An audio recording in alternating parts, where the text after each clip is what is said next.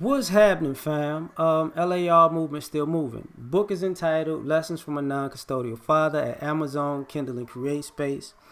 Link will be in the description box below as usual. Go get it. PayPal link, they also asked me to put it up, so I put it up. Thanks everybody for support. I'm going to try to do this again. You can rebound from being broken. If things can happen to you in life that can break your spirit, right? Sometimes break your will, break your confidence. And it's hard for people to recover. And it's really hard for people to get up off of that. But you can bounce back from being broken. You know, when I was young, one of the earliest lessons I learned was actually playing football when I got to high school. I wound up playing cornerback, and it was like, you got to have a short memory. Like if you get beat, you got to get up, and that was the last play. Get up. You can't be broken, because if you wallow in being broken, you're gonna get broken again and again and again and again and again, right? So you have to learn how to have a short memory. We all gonna fall. We all gonna take L's, you know. But the thing about it is, you have to understand that you're gonna win way more than you lose. But when you lose, you gotta be able to take your wins. You got to take your wins like a man. You got to take your losses like a man. It's really not about how you win in life, how you act when you win in life. It's actually about how you lose in life, because that lets people know your character. So don't let losing break your character. So you can bounce back by understanding that first and foremost. Another way you could rebound from being broken is go back to the drawing board. Sometimes you don't realize you got to watch yourself. You got to actually sit down and take an honest assessment of you and your actions and where you went wrong. Because sometimes you could stray away from your own fundamentals, your own principles, your own mode of operations, and you have to self-correct. But you could bounce back from being broken when you can see where you went wrong to wind up being broken in the first place. And sometimes we don't like to look at ourselves. That's why, people will watch film, because it's not about watching the things you did good. It's about watching the things you did bad. And when you see, because when you're doing something, you're doing it, but it looks different when you're doing it. But when you're seeing it from the outside, it looks different to you also, So sometimes you have to take a step back from yourself, and you can't necessarily do that on video, but sometimes you have to learn how to take a different perspective of yourself, because you might have seen yourself coming off this way, but you're not taking into consideration from a different vantage point that you could come off that way. So if you never even think about that, you can never self-correct, because you can never put yourself in somebody else's shoes or vantage point to see, oh wait, I could have made a mistake here or there, and this caused me to go downhill, and this is why I'm broken. One thing I learned a long time ago was you can feel when you're breaking somebody's will or spirit. You really can. And sometimes, or confidence, and sometimes that's the mental struggle in itself. When people say they apply pressure, they apply mental pressure, to a degree spiritual pressure, which be the will. And at some point, if you're not mentally strong, or if you don't have the intestinal fortitude to really go down that path, you're gonna break. And that's what people are looking for.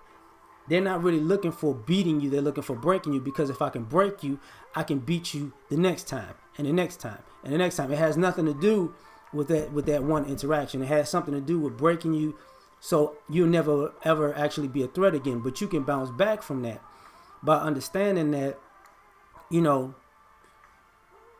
your breaking point, right? So you might have to have a trial by fire, where you're put in a situation that tests that breaking point again. And the question is, are you going to fold again? or are you gonna stand up on that one? And all you got to do if you wind up in a trial by fire like that is keep pushing. See, moments are moments. They're not forever, but sometimes if you respond negatively or horribly in a moment, that moment could last you until that next moment occurs, which could feel like forever. So prepare yourself for that next trial by fire.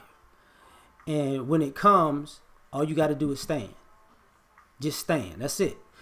Stand your ground and make sure you don't mentally collapse like that. And it builds up your self-confidence again to know, okay, well, I ain't got to worry about that, because this is where some people get comfortable in quitting, and that's when you get broken. You can get comfortable and quit. Now it's too hard, I gotta leave. Don't do that. Make sure you, as uncomfortable you were and as self-defeated you were at the moment, start to detest that to the point where you don't want to be that. You could feel you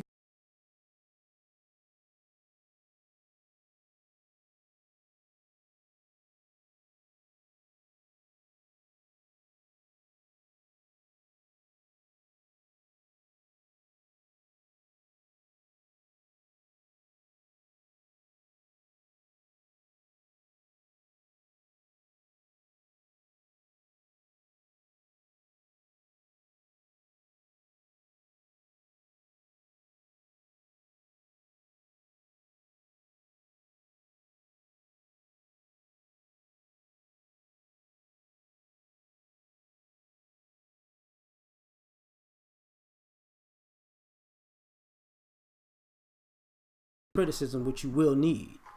A lot of people have an issue with constructive criticism because people are soft nowadays. You tell somebody something about what's got you, how you got here, and why you here. It's you're personally attacking me. Nah, not really. If I was personally attacking you, I attack you. It's a completely different thing.